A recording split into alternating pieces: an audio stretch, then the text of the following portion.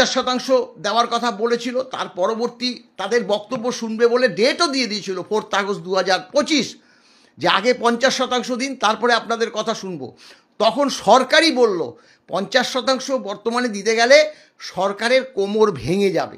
সবাই জানে মাননীয় যে বিচারক তারা বললেন ঠিক আছে আপনারা 25% দিন, তখন আরও কমাতে চেয়েছিল।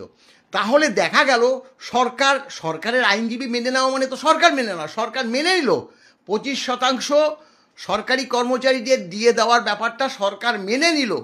কতদিনের মধ্যে না 1.5 মাস, অর্থাৎ 6 সপ্তাহের মধ্যে। কিন্তু সরকার 6 সপ্তাহ উত্তীর্ণ হয়ে গেলেও আমরা ডিএ পেলাম না। সরকার কী করে, যেদিন শেষ হলো আমরা আরও একবার রিমাইন্ডার দিয়ে এসেছিলাম মাননীয় মুখ্য সচিব এবং অর্থ সচিবকে, যে 27 তারিখ দেখুন, 27 তারিখ কিন্তু লাস্ট ডেট, আপনারা এর মধ্যে ডিএটা দিয়ে দিন, নাহলে কিন্তু আদালত অবমাননার নোটিশ আমরা দেব।